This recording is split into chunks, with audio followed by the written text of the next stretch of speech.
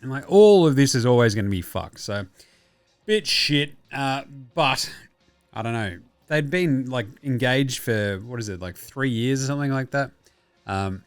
They've been dating for a million years. All this sort of shit is just very messy. Whatever. So yeah. Luka didn't seem to bother him today. He kicked some ass and took some names. Speaking of which, let's do some game wraps. What a day it was for 3-11 day. 11 games as well. Kind of works out. For me, it's obviously not 3-11 day yet in the States, so I get to do all this again tomorrow for the little show that we're going to do.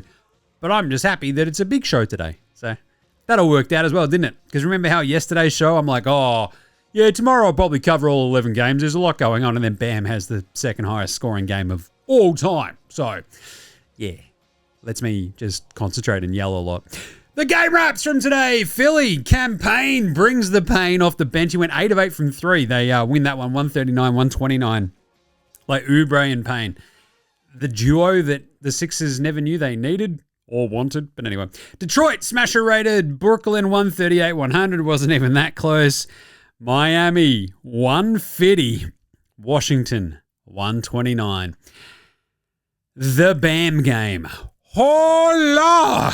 What the hell was that? What was that? What the hell was that? You think Bam Adebayo drinks Sprite? Man, that's Grant Hill.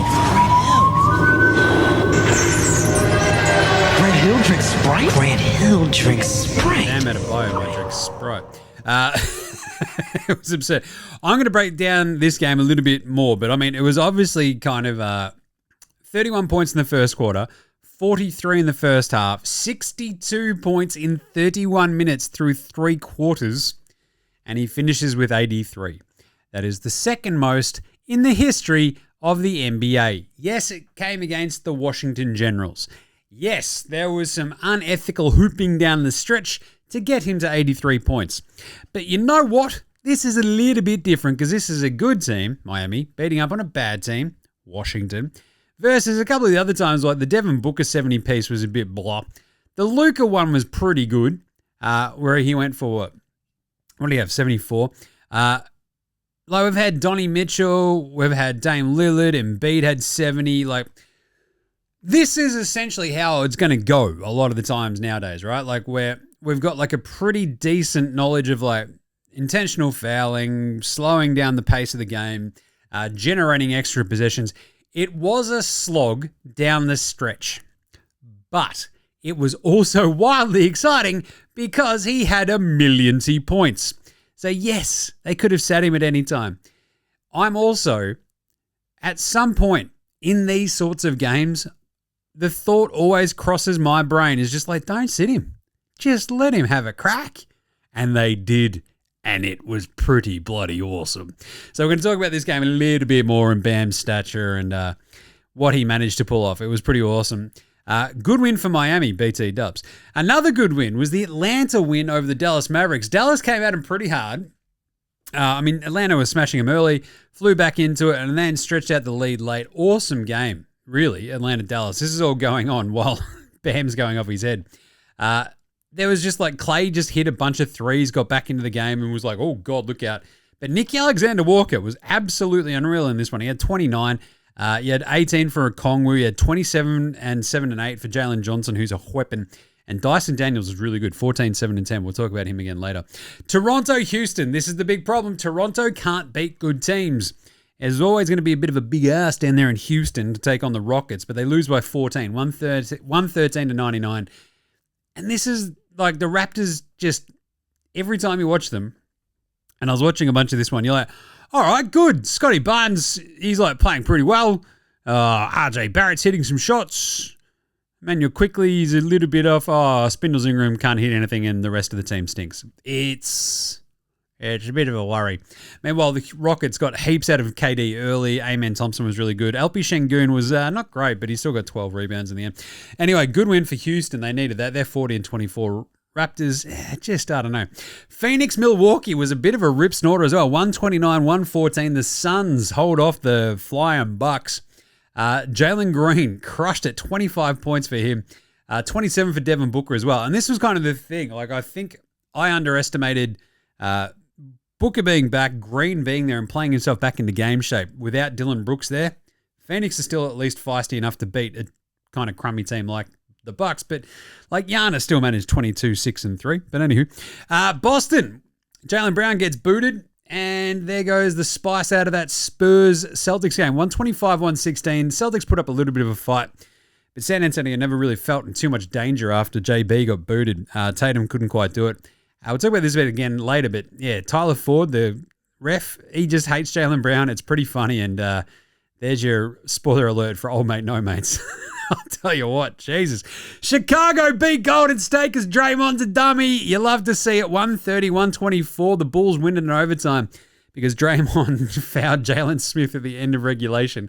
He hits both the free throws. We go to OT. Josh Giddey has another triple-double. We'll talk about that again in the Australian Player Watch. Awesomely weird, fun, rambunctious, stupid Bulls-Warriors game. Warriors are in real trouble now, and this sort of feels like maybe not the death knell for their season, but essentially they're now down in the 9 spot behind the Clippers.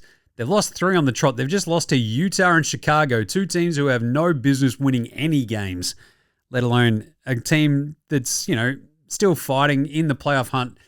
And I'm just saying, they're only 1.5 games up out of the 10 spot. Yeesh. Come on, Portland. I believe. Speaking of Portland, they fell just short against Charlotte, 103-101, a really fun game. Dame Lillard was on the commentary for the third quarter. It's kind of like, oh yeah, he's going to be on the team next year, I assume. That's wild. Why is he not back yet? Remember how Tatum came back from his Achilles? Yeah. Charlotte 103, Portland 101. That also was like a late 3 by Portland. Charlotte just sort of held them off and just scored enough. Portland were very, very, very much in this game. Just a real fun, weird, strange, awesome Tuesday night game between 2 of these young, rising teams. I liked it. Indy, Sacramento is not that. The Kings won 114-109. Gross. And then Minnesota absolutely got worked by the Lakers in the second half. That game was wildly disheartening for someone who got behind the Wolves like I did, I think, this morning. The Lakers, this was, I think, tied. Yeah, it was tied at the half. The Lakers put up 39 points in the third quarter. I think there was a point in the third quarter that Luka had more points in that quarter alone than Ant-Man had all game. He finishes with 14 on 2 of 15 shooting. It was brutal. No one did anything. Gobert was horrible. Yeah, that one worried me. But at the same time, this is like a lot of Wolves games within a short amount of time. So, did not like that. Good job by the Lakers, though. That's a good win. All right, no prizes here for guessing who's going to be the NBA Straya Approved Performer of the night. That's not a knife. Yeah, it's Bam. 83 points! The second most in the history of the NBA. And even then, there's no footage that exists of Wilt Chamberlain's suspiciously round-numbered 100. I've always had like a tiny little foot just in the conspiracy of, did Wilt really score 100? Come on, man. But still, point being, the next highest scoring game was, of course, Kobe. Weirdly enough, 20 years ago now. 20 years ago in a month or so. That was like in the, I want to say, a January game, wasn't it? That Raptors, 22nd of January, 06. Awesome game by Bam. 83 points. As I said, right, the breakdown was pretty crazy. 31 points in the first quarter. That's when I first was like, because I had it on the quad box up on the league pass. And you're sort of looking at it, you're like, has Bam scored like more points than the Wizards? Oh, God. And so made sure I had some of the volume up for it. He just kept scoring. But, 43 after one half. You're like, that is absurd. In 19 minutes, you're like, Jesus. And then in the third quarter, you turn around and go, holy moly. 62 points he had by the three-quarter time in 31 minutes. And then the fourth quarter, shithousery kicked off. And again, this is kind of my point. I don't really give a fuck how he got there. I think having 83 points in an NBA game is fucking cool. Like, it is absurd. It's literally happened once before, allegedly, in the NBA. Once. Ever. And watching that, if your first reaction is like, guys, Kobe, shut up. Shut the fuck up and enjoy someone scoring 83. If your first inclinations go, nah, it's not as good as the other, shut up and just let people experience someone scoring 83 fucking points. You don't have to be captain fucking hero dipshit and go, yeah, but just fucking settle down, right? Just Dave McMenamin go, oh, yeah, but fuck, well, Kobe did it 20 years ago. I was like, fuck off. Just shut up. Kobe took every free throw in the fourth quarter for that Lakers team against a shit Toronto team who never doubled him. Bam was going up against triple teams, still drawing fouls, all this sort of crazy shit. Yes, they were manufacturing extra possessions by intentionally fouling the Washington Generals, getting the ball back, getting it to Bam. He was still getting triple teamed. He was launching these threes just desperately because he ends up shooting 7 of 22 from downtown, which again is like obviously not great. It's less than 30%. I am a math magician. But like the last 5 or 6 of those were like these super tired fucking heaves at the basket where he's like, we'll see how we go. Woof. And he sort of just kept creeping up, and you're like, fucking 72, unbelievable. Oh my God, 74. And like, as we went incrementally up and up and up, it was amazing. And you sort of have that moment of like, what, is he going to get to 81? Like, because I think my brain was thinking, if he passes Luka and David Thompson, Wilt at 73, right? So that's like the 4th highest scoring games of all time. Luka had 73 and 24. David Thompson famously had the 73 in 1978. Wilt did it twice in 62. And so I figured he'd probably sort of get past there and it'd just get really hard for him to manufacture any more points. And he got to 74 and you're like, oh God, 75, here we go, 77. Now you're like, oh, can he get to Wilt's 78 from 1961? And once he's getting there, you're like, fucking, can he get to 80? Can he pass? Can he get to Kobe? Is he going to go do the Mark Tubby Taylor and retire rather than pass Don Bradman, right? Like, what's going to happen?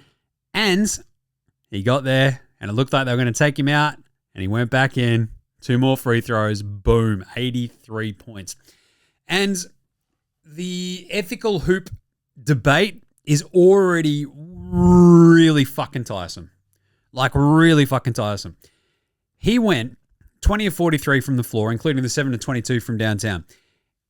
He set the record for most free throws made in an NBA game and attempted. 36 of 43. He rose his entire scoring average for the season over a point in a single game. It was absolutely unreal. So I think the 43 free throw attempts, I think Dwight attempted 39 in a game twice. He did in 2013 and 2012. And Bam, no one's ever accused Bam of being like a preeminent scorer in the NBA or a stat hog or a me first player. And I think that's kind of the cool part about it. When he had 31, I'm like, in a quarter? Bam. All right. And then he had over 40 at the half. You're like, fucking all right, man. Just you're on one. Fucking keep going. Let's see where we can get. And 83 is just such a stupidly high number. I just think it's fucking neat. Right? It's just kind of like, it's interesting, I think. Interesting stuff. And it's kind of fascinating. Fascinating. Right. So, I mean, the Kobe fans out there, again, it's fucking weird. His 81 wasn't against fucking the Detroit Pistons of the time, right? That 81 came up against a team that went 1-15 to start the season. This horrible Toronto Raptors team that was 27-55. They lost 12 of their last 13 games as well. This team was dog shit. I mean, this was also when you break it down, people go, oh, but Kobe took himself out once it was all over. No, he took himself out in the last 30 seconds after he got to 81. having taken all the free throws and like 14 of the last 17 shots in the fucking fourth quarter. So pump your brakes about like Kobe's ethical hooping. He stayed in there to the very fucking end. He did get taken out of the other game where we had 62 through three quarters. Bam had 62 through fucking three quarters. I don't hear you complaining about that either. Jesus. But my biggest thing with this is reverse the roles. What the fuck do you think Kobe would have done? You don't think Kobe's going for that record? Shut the fuck up. It's disrespectful for Kobe's memory to have not gone to break his record, right? Kobe is down there looking up and smiling away. Well, he's actually probably just down there and furious, fuming at Bam breaking his record. But, I mean, come on. He had 74 points with 3.5 minutes left in his 81-point game. He stayed in to push for 80, just got there. They're up 20, like fucking chill out. To say otherwise, to say that he wouldn't do the same fucking thing is absolutely crazy. Right? So, for all the Kobe stands out there, the bloke's been dead 6 years. Get his dick out of your mouth. It's weird. It's fucking gross. Riding for Kobe and the 81, I get it. He's your guy. But if Bam's your guy, you have the right to be all fucking over this as the greatest fucking thing ever, right? This is awesome. And I will always go back to the simple thing is if this is your favorite player doing this, going for the 81, passing it, going for 83. If this is Donovan Mitchell, if it's Devin Booker, if it's, I don't know, Amari Stoudemire back in the day, just going absolutely off his head, and he's your favorite player, you want him to get there, right? So just fucking settle down. This is such a crazy fucking historical number that like we're going to have like this incredible, like, I don't know, the big winner out of this really is probably Adam Silver, like getting away from the Magic City controversy. But Adam Silver's like, oh, God, thank God for that, Jim. We've got something else to talk about. And now people can talk about Kobe and Bam for the next week and a half. And we probably will. 83 is such a huge fucking number. As I said, it's only ever been done once.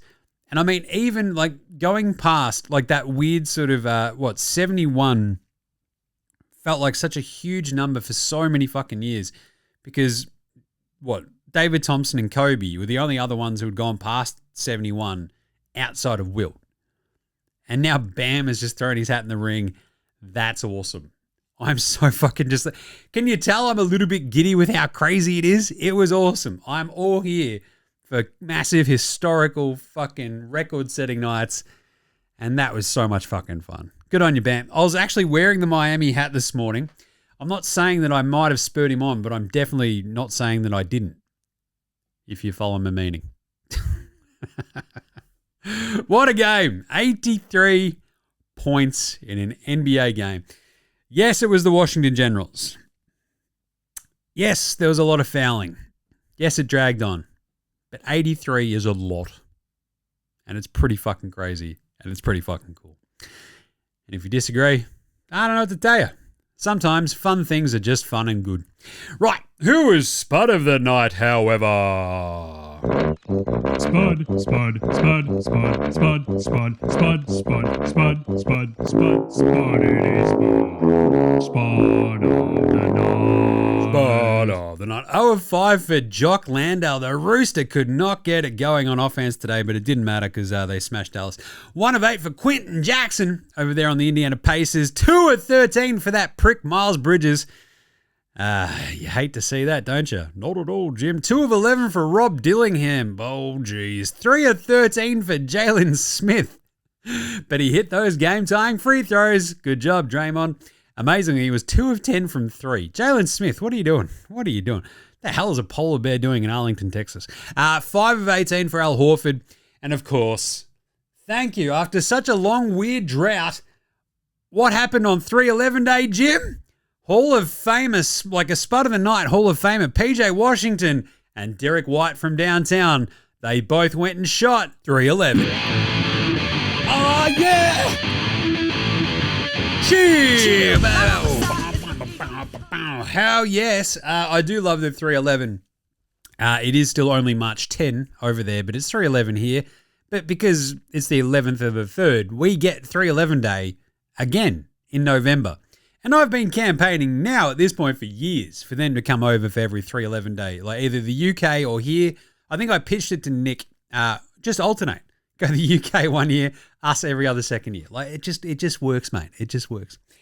Love that. So because I think I mentioned this on yesterday's show, we hadn't had a 3/11 shooting night for, I reckon, it was over a week. It might have been like 10 days or so. 9 days, 10 days. Pretty crazy stuff. There was a pretty long drought. So in honor of 3/11, we've got a couple of 3/11s. But who's old mate no mates, Jim?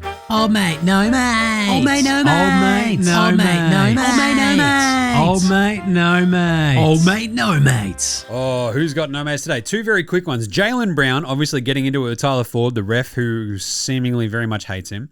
And then jumping straight on the Twitter me, this is the shit I'd be talking about. So yes, there's a lot of history there. And Tyler Ford also appears to be like very trigger happy on getting dudes kicked out. Even though it wasn't even him doing the kicking out of Jaylen Brown, he basically goaded him into it and was just like, I think the other ref's going to kick him out. Boom, got him kicked. So pretty weird. But yeah, Jaylen Brown, not a big fan of the old refs. So a bit of old mate, no mates. And Draymond, what are you doing? Way to cost yourselves a game, you idiot. How do you foul Jalen Smith in that game? That was hilarious. Right at the buzzer, Smith hits both free throws. We're going overtime. Warriors lose. I just wish like Gui Santos or someone would have enough stones to pull a bit of a Jordan Poole and talk some shit to Draymond just to see if he'd snap and fucking punch him in the head. Draymond doesn't mind doing that, I'm just saying. And then obviously the big old mate no mates. So we had the Atlanta-Dallas game today. We've got the Magic City promotion night cancelled by Adam Silver in the NBA. Jim, I didn't like the idea of a local business being celebrated because they show boobies. It's like, yeah, they've also got amazing chicken wings. The weirdest part is, if the Atlanta Hawks had just called it Magic City Night brought to you by FanDuel and DraftKings, maybe the NBA would have been like, oh, fucking sick, man. Because, I mean, what are we doing here? So, old mate, no mates is probably Luke Cornett because Steph Cope had this awesome article, chatted to one of the alumni dancers from Magic City, Nats Honey, right? And there was a line in there that just was fucking absolutely bang on to Luke Cornett. And, like, I think I tend to... I'll get to my point in a second. The question was, what would you say to Cornett if you had that chance? The answer was, I wouldn't even want to try to tell somebody what they do or do not understand. I would say it like this. I'm not telling a basketball player how they can or cannot play ball. I'm not telling them where they can or cannot go. I don't think they should do the same for us. Give us that same respect that I'm giving you, and if you don't like it, maybe you should keep that opinion to yourself because you're not us. And if you feel like you're speaking up on our behalf, I hate to break it to you, you're not. You're belittling us. If the point was to say, I don't know if these institutions are treating workers right, then that allows for the conversation to now include the workers. But if you're just outright saying that it's not right because it's a faux pas of society to include us, as if we're not mothers, we're not students, we're not going to have other jobs on top of being dancers, and that's a lot of what we go through. We go through it all. We hear about it all. My experience as a dancer is very checkered in that light, so I understand where he's coming from that aspect. At the same time, you can't deny us access to conversations that are about us. That diminishes us that much more. You're not helping the cause. Now you're hurting the cause. You're continuously saying we don't belong in society, yet we have an institution like Magic City that actually upholds the city to a higher level because of the tax revenue. I love that. Atlanta is known globally for its hip-hop scene, its adult nightclub scene, for Magic City, for strokers, the list goes on and on. A, yes. B, where is this place called Strokers? Because that's pretty funny. But this is kind of my point. I'm going to talk about this again quickly in ours, but that's the outside perspective of Luke Cornett, like laying his beliefs and his vibe on something that has nothing at all to fucking do with him, right? Like, Atlantans, the people who run the Hawks know how much this fucking means to the city, whatever. As long as they don't have strippers out there dancing in front of the kids, it's basically like, we're celebrating a local business and here's some hoodies. Like, they're not getting their boobs out in front of the children, is what I'm trying to say. It's just fucking weird. But yeah, I think she said that amazingly well. So Luke Cornett, there's a bloke who's not going to get another lap dance in his life. Pantsing of the night. Oh, Ousmane Deng got his ankle snapped by Jalen Green, who pointed at him and then hit the jump shot. You always have to hit the jump shot if you do the point. That was pretty awesome. You better believe that's a pantsing. But also, Alexander Sarr, did he just become the new Jalen Rose? Did he? I absolutely love that Kobe Jalen Rose 81 Olives ad. I don't know if you remember that one. Like Jalen runs into Kobe in like a restaurant and he orders a drink with 81 olives. It's still fucking great. I'm just saying. That was awesome. But yeah, bit of a pantsing there for poor Alexander Sarr, who had a pretty good game himself, but he didn't score 83 fucking points. So that's a pantsing. Finally, better than Lonzo Ball, Ben Simmons, and Bronny James. Lonzo was the best player in high school. He was the best player in college. You think he'll get to the pros and be like, I made it to the pros, now I can be average. He's coming for everybody. Coming for everybody. Obviously, I was saying Booz Ellis comes up here on a day where Bam scores 83 points. Booz Ellis is going to be like, man, I just scored 41. And it's like, that wasn't even half of the top scorer of today. And he was like, oh, but I tried so hard. It's like, yes, you did, buddy, but you weren't quite as good as Bam. 41, 6 and 2, 16 and 28 from the floor for Booz Ellis, 5 of 15 from 3. Not bad, good size, and a huge win for the Bulls over the Warriors. A game they don't want to be winning. What are you doing, you idiots? Anyway, Booz Ellis was great. But my favorite, I think, of the better than Bronny James, Ben Simmons, Lonzo Ball today was Ron Harper Jr., the other Harper, up against his brother. That's how the baby squid talks about his older brother. He's my brother. That's my brother.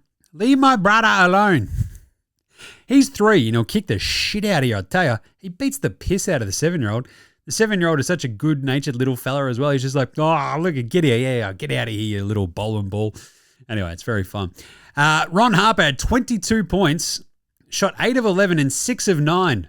Nice from 3 for the Boston Celtics. 3 rebounds, 2 assists, prompting his father to jump on the tweet machine as well and like drag the refs for the bullshittery for Jaylen Brown, which is pretty funny as well. So enjoyed that.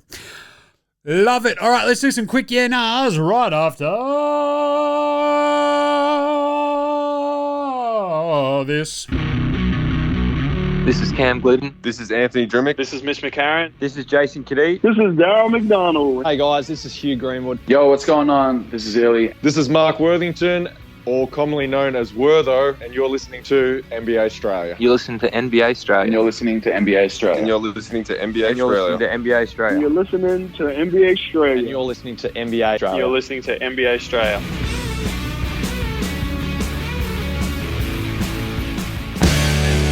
All right, let's do some quick yeah-nahs brought to you by you. That's right, buymeacoffee.com/NBA Straya. That's our Patreon. We've got the exclusive latest show up there. So if you subscribe to the Patreon, which is buymeacoffee.com/NBA Straya, you get access to it because you join the Dead Set Legends Club.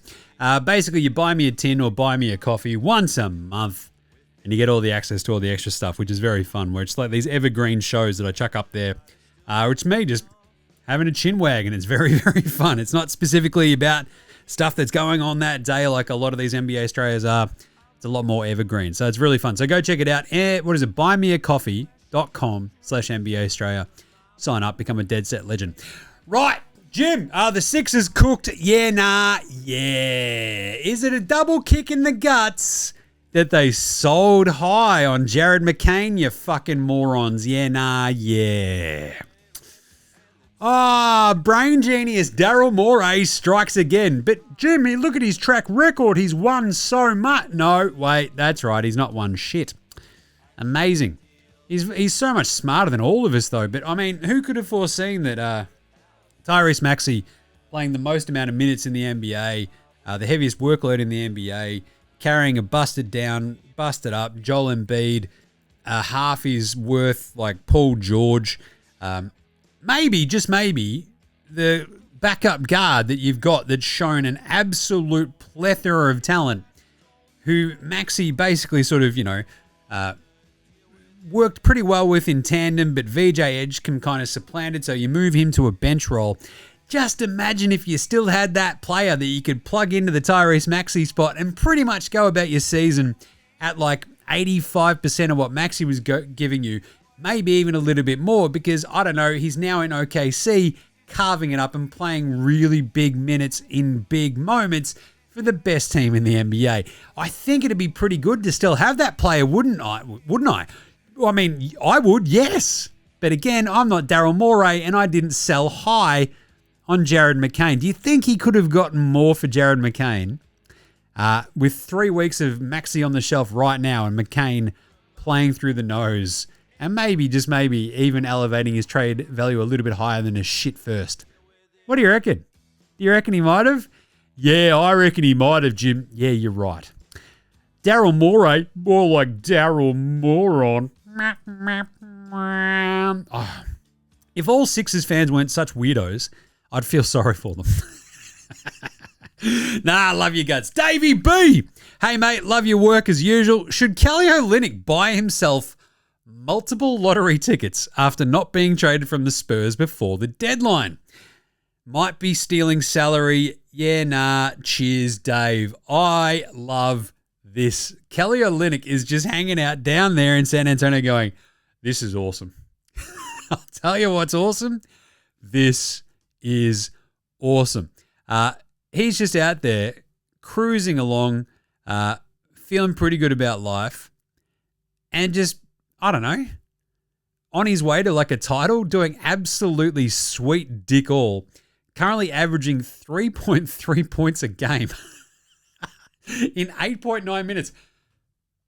It's awesome. And see, this is what smart teams do, Philadelphia. They go, we've got a serviceable backup. We've got a dude named Victor Wembanyama. We've got Luke Cornett. And we've also got Kelly Olynyk. We've got a bit of built-in redundancy in case one of these people go down. We're not completely fucked by it, right? And Daryl Morey, who again is smarter than everybody, is like, I'm smarter than all of you. I'm going to sell high on Jared McCain, who was the leader of the Rookie of the Year last year before he got injured. I feel like we should be making more of this. Anyway, today's a celebration of Bam. Let's just fucking chill. But anyway, Olynyk is basically stealing money. That's awesome. Good on him. He is so lucky still to be on that team. Good on him. I'll pay that. Good one, Dave. The Magic City saga, are you for real, Jim? Yeah, nah, yeah. I think the hypocrisy here from the NBA is a little bit crazy. As I've said, right? Like the Mavericks owner and all the shit that they're into. The Grizzlies owner selling fucking, like surreptitiously, allegedly selling weapons to fucking Russia. A bunch of other shit that Miles Bridges have done, like sexual assault victims. Holy shit, right? And we go, yeah, strippers, right? Adult entertainers, what on? It's not family entertainment, I get it, but the leg you're standing on while shoving gambling ads down everyone's fucking throat every 20 seconds, that leg is not very fucking secure, right? You know? So don't piss down our leg and tell us it's raining with all the other shit that you're involved with. Oh, this is the weird one. As I said on this morning's video, Adam Silver's got the vibes of a dude who fell in love with a stripper. That's why he's like, Hammer, bring it down. Jim, she said she loved me and then she ran away. Yes, Adam, it's okay. They're paid to do that. It should have been a simple win for the NBA just to lean into it and go, look, as long as this is all family friendly and it's all okay, we're all fucking for it. Support local businesses, happy days. Nope, instead they had to fucking put their foot right in it because that's just what they do. Amazing work. Flip side, Bam is just taking the shine off all of that story completely. Matty G, a couple of year NAS for you, Jim. Did Atlanta miss a trick by not scheduling the planned Magic City night against the Cavs and James Harden? Even if the only thing they're allowed to do is sell the lemon pepper chicken wangs, surely that's a big enough distraction for him. Yeah, nah, yes. Oh my God, I loved this as soon as I read it. scheduling that game against the Cavs and, basically going, oh, shit, wait, James Harden's been traded to the East? Awesome. Once Cleveland come in. Cleveland! That's when we're bringing in the Rippers. It's like someone organising a bachelor party at that point, isn't it? It's like, wait, James Harden's going to be there? Fuck. We'll put them all through college. This would be sick. Even if it's a fucking wing giveaway where you get the wings coming down from like little parachutes from the sky and shit, James Harden would be like, fuck, this is heaven, bro. Can't wait to get to Magic City tonight. He'd have a shit game. Atlanta would fucking smash him. Missed the trick. Absolutely right, Matty G. And the second one, secondly, given Bam's awesome 83-point effort came with him going 7 of 22 from 3, is Wilt's 100 now possibly seen as achievable? Yeah, nah. Yes. Yes, it is. 100%. I didn't think so probably before. When you have like someone like Luka hit that, 73, and you're like, it sort of feels like that's almost where we're topping out at. But when you've got someone like Bam with that size and getting up those points really, really early, being supremely fit because he's on the heat, heat culture, etc. But not running out of gas until very, very, very much at the end. I feel like with those threes, you'll probably have somebody go unconscious from downtown. But I think the key is someone like Bam, like he just, as I said, like a lot of those threes came late where his legs were just shot. And he's just like, oh, fucking heave, heave, heave. But the way he got there was the free throws, the in and under the basket. His shot chart for this 83 is absolutely fucking mesmerizing, right? There's no fucking inefficiencies. It's just at the basket, free throws and threes. And I feel like we'll have other dudes who can sort of replicate this. And maybe not the 100, but I think we're going to have someone give it a push at some point. I think we might see Kobe's 81 go down again, like in the next 5 years, something like that. It feels much more plausible with the sheer volume of threes, the sheer volume of free throws, the pace that we were playing at, that back and forth. Like the Heat put up 150 points, right? 83 of them scored by one bloke. I get it, but yeah, I think you'll sort of see with the shitty defenses that you get with some of these horrible tanking teams, we might have another Kobe game beaten this season. Like it wouldn't come as a huge shock. It's kind of like if you think about the way that Wemby scores, like a lot of, maybe he's getting a couple of putbacks early, he hits a couple of threes, he gets the line. He's the sort of guy who gets on a bit of a roll, and especially if that three drops, he could get to like 8 or 9 threes. Maybe he hits 10, and he's only taken like 18 or something. And so then you've got that amount, and then you go to the free throw line where Wemby is just fucking, look, pretty bloody good, bit deadly. Whereas Bam, like that was kind of like one of the standout things about Bam and his free throws, like across the season. And like, I mean, I do love that he's gone from 18.9 points a game to 20, but across the season, his free throw percentage is at 77.4. And Wemby, like his for the season, like sort of cruising along at 81.7. So Wemby sort of feels like the dude who could get there in a similar fashion where the free throw rate is suddenly through the fucking roof. He's just drawing fouls because they just can't stop him. That he could sort of get there. And in terms of like maybe, scoring guards, etc., like Donovan Mitchell now having James Harden next to him, I don't know if he could get there. Kawhi always sort of felt like that. Maybe Steph's got one last barrage in it. I'd love to see him get over 70 and have a crack. But it does feel like Luka, with his all-round game and being able to just bomb threes, get to the free throw line, just hit shots. And if he gets on a massive heat, I reckon he could give the 81 a nudge. And Wemby as well. 100 is just so fucking hard. Like the amount of time in the game against the opposition, if they're fouling your teammates, it's just so fucking hard. But I think it's more possible than ever. So you're right, Matty G. Way more possible than it has been. But I reckon we see 81 drop maybe another time. It might even happen again this season. Just saying. Unpopular opinion of the day.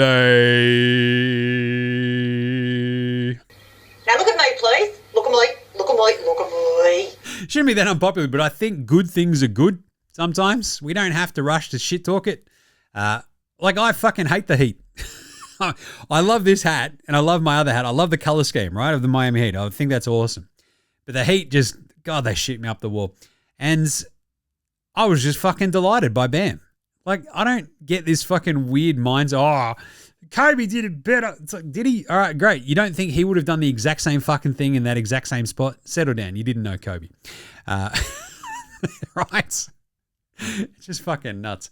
But yeah, I think the debate that this has already generated has just shat me up the wall. I just think it's fucking neat. Is that all right? I think that's okay. Is that an unpopular opinion of the day? Maybe. A bit of Outback Takehouse then. How about this one? It's hump day at Outback. You know that means we've gone into the Outback, taken down a couple of feral camels. Boom. Off come the humps. Chuck them in the oven. Boom. It's like a giant bloody camel calzone, isn't it? Yeah, just stuff a bunch of shit in there, cook until it's rubbery as bugger, and boom. Camel calzone. The hump day special only at Outback. And today's fine grilled take is... this literally happens every single time we play the Spurs. The refs rig the shit so fucking hard. NBA won't fix it because this is what they want. Can't have Brown cooking their golden boy for an entire game. Got to get him out of here. Only at Outback. I actually love this. I might just outsource a bunch of Outback Takehouses to like insane Boston fans on Twitter. That's fucking great. Oh, fucking every time we play... dude, kid, every time we play the Spurs, dude, this is what they do. They rig it, dude. And you're like, all right, man. All right. I do love that. Actual Outback Takehouse, and this did come across my... I mean, obviously the Wilt 100 never happened is a good Outback Takehouse. But the Outback Takehouse from me for today is that Adam Silver 100% went to the Miami Heat and went, if you get someone on a roll against this horrible Wizards team, let's give him a fucking shot, man. And then at halftime, Adam Silver would have jumped on the old dog and bone and said, Spud, man, I need you to leave Bam in the game so he can try to break Kobe's record of 81. And then everybody will stop talking about me and the strippers. And that's exactly what they did. So good job, everybody. Just saying. All right, Australian Player Watch. What a good one we had today. Play the song. There you go. Giddy up. Josh Giddey had his 10th triple-double of the season. 21, 13, and 17 assists. Not bloody bad. I talked about this on yesterday's show about how fucking awesome it is that he's second all-time in the Chicago Bulls of triple-doubles behind a bloke named Michael Jordan. It's very cool. That was a huge win over Golden State. He shot 7 of 16, 4 of 9 from deep, and 3 of 4 at the free throw line. So not bad. No Lockie Ulbricht because the Bulls have got a bunch of their dudes back, which is, like they didn't even play Patch Williams today, so they've got a little bit of size there now with Yabu and Jalen Smith back. For the Hawks, Dyson Daniels and Rock'em Sock'em Block'em Jock'em Landale up against the Dallas Mavericks. 14 points on 6 of 11 shooting. 0 of 2 from 3 for Dyson. Yep. 7 rebounds, 10 assists, and 3 steals. He played unreal. He was so good in that game. Jock Landale went 0 of 5. I mentioned that earlier in Spud of the Night. 3 rebounds, 1 assist, 1 block, 15 minutes. His haircut looks good, though. We still love you, Jock. Jingles got 4 minutes against the Lakers, and he had 1 assist, and it was a +5. All hail our plus-minus king, Jingles. I love that. No Rocco. He's not with the ones at the moment. Josh Greeny Green and Matisse Thybulle played against each other as well up there in Portland. He had 21 minutes to Greeny. He went 1 of 4, all of which were from downtown. So he finished with 3 points, 3 rebounds, and 1 assist up against Matty T, who they basically just did the Spider-Man meme. Matty T played 11 minutes, and he had 3 points, went 1 of 3 from the floor, 1 of 2 from downtown, had 1 rebound and 2 steals. So there you go. Not bloody bad. Good stuff for the Aussies. Didn't mind that. What about our Andrew Gay's Graham Mamba Award for Outstanding Achievement in the Field of Excellence? What do you reckon? I gave it away earlier, but it's obvious. It's the first annual Andrew Gay's Great Mamba. Outstanding achievement. Excellent. Bam Adebayo. 83 points. The second most points in an NBA game ever. That is excellent. That is an outstanding achievement in the field of excellence. He set the record with 36 made free throws. I think the previous record of made free throws was 28 by Adrian Dantley and Wilt Chamberlain. Good old Wilt. obviously set the record for most free throws attempted as well, 43. So players to score 40-plus points in a first half as well in the play-by-play era is now Bam, Luka, Karl Anthony Towns, Dame, Kyrie, Klay Thompson, and Kobe. That is a lot of illustrious scoring names. And like, I think this is kind of, I might have buried the lead here. I do think it's fucking hilarious. Out of all the names at the top of the scoring list, all-time scoring list in the NBA of single games, we've got Wilt, number 1, and now, etched in stone forever, Bam Adebayo, number 2. Because, like, he's not known for his scoring. Kobe is, like, a fitting second highest scoring game of all time kind of dude. 81, it sort of encapsulated everything that he was about. Me first scoring and kicking down, or, you know, kicking the shit out of a bad team. That was Kobe. So you've got Wilt, Kobe, Luka, David Thompson, all known for like the scoring. Dame Lillard, Donnie Mitchell, David Robinson, and Elgin Baylor. Big time scorers in their pomp. The Admiral's probably the one that sort of feels a bit more like Bam, right? But David Robinson could fucking score. No problems there. Elgin Baylor right there as well. Joel Embiid, big scorer. Devin Booker, scorer. Michael Jordan, 69, nice scorer. Pete Maravich, Pistol Pete, right? Kobe again, Wilt, Giannis with his 64, Rick Barry, George Gervin, Jerry West. Like, these are all names we go, scorer. David Robinson's like that one where you're like, oh yeah, that's pretty good. To have Bam second all time is so fucking neat. And I feel like that's why I'm just so kind of like happy with it all. I think that's awesome. Right, it'll get beaten at some point. Somebody will score 85. And it'll probably be a big time scorer. It might be someone like Luka, who knows. But for the moment, it goes Wilt Chamberlain, Bam Adebayo. What a world.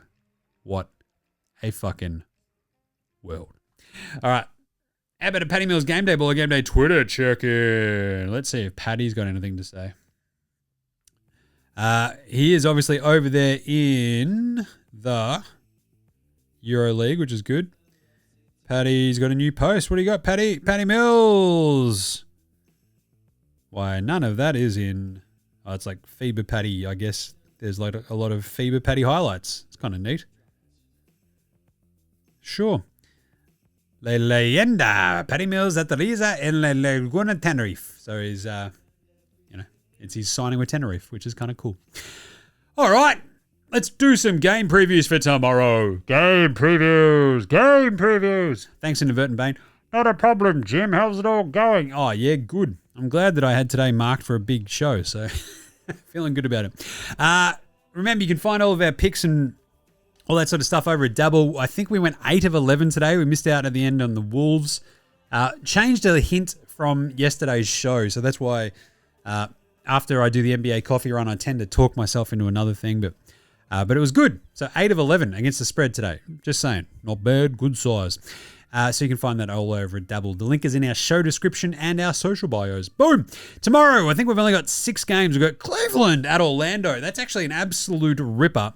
The Magic are 2.5-point underdogs at home. The Cavs have won the first 2 games between the two, so makes a little bit of sense. Cavs... I'm fascinated by this game. I think this is going to be a real good one. I'm going to take the Magic plus 2.5. I feel like Paolo is a little bit of a tough matchup. Mobley, Harden and co. I feel like the Magic out there with Bane. They did lose Anthony Black though, didn't they? They don't get Franz Wagner back. Oh, Suggs. Oh, I might have just talked myself into Cleveland. Yeah, the Black being out really does hurt that sort of sense of, again, what do we say is really key with Orlando? Continuity. Even if one of their dudes is out, the continuity of him being out, they usually sort of work themselves to a point where it's like, aha, we figured it out again. With Anthony Black going down, it's like a lot of Suggs. I think a lot of... Paolo's been playing really, really well. You got Bane who's been playing really well. I just don't know. So I'll go the Cavs minus 2.5. I don't feel good about it. I love my Magic, man. But Cavs have beaten them pretty handily in the last 2. So I'll make sure of that because there were some, 119, 105, 114, 98. So they've smashed them. And this is in Orlando. So it was about a month and a half ago, they smashed them 119, 105 in Orlando. Let's go Cleveland again.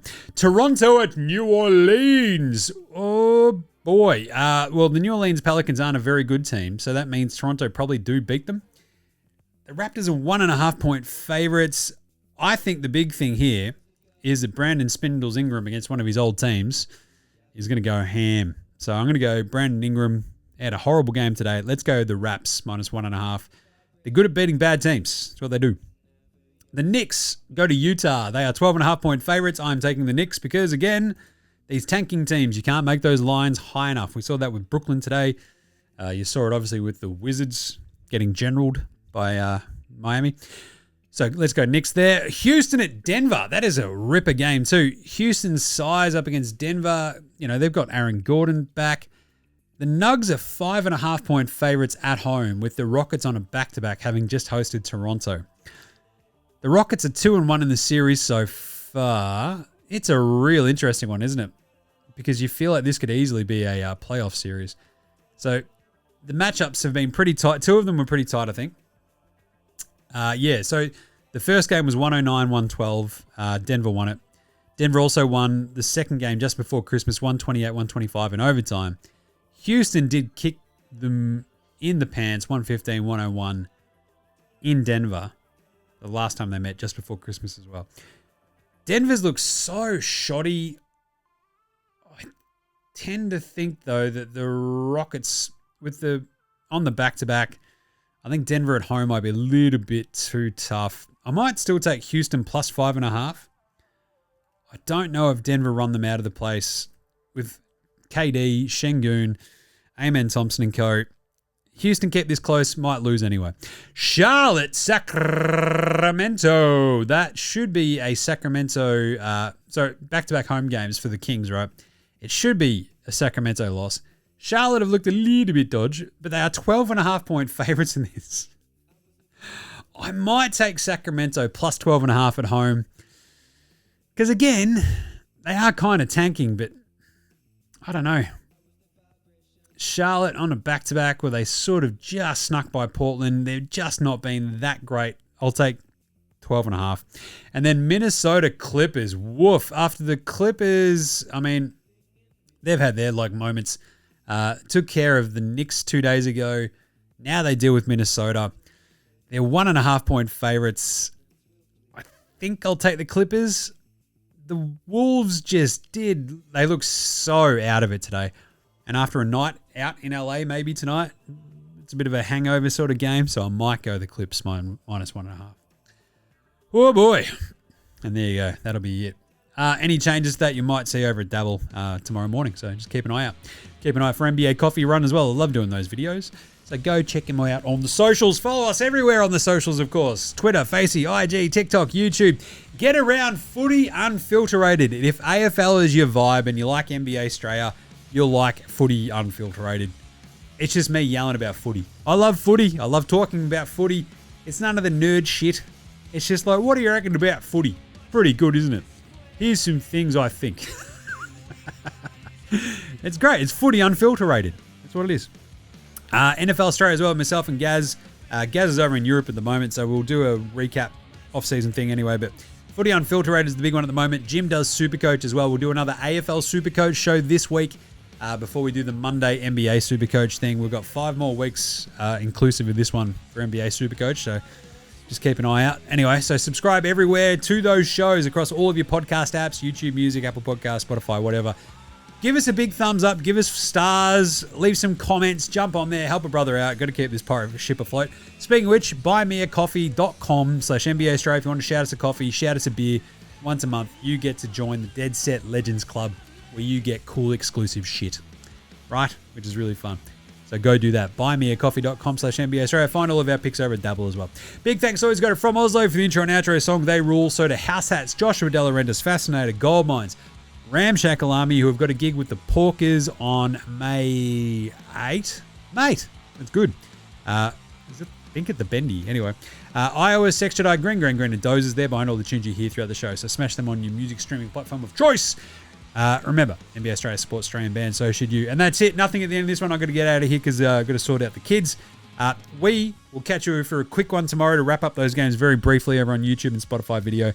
So, this is NBA Straya saying, bam! Bam, bam, bam, bam, bam! 83 points. Holy shit. It doesn't lessen Kobe's achievement. Everybody settle the fuck down, right? 83. Let's celebrate things that are pretty cool and good. All right? There you go. All right. Catch you next time. Look after yourselves, would you? Later, Eisen.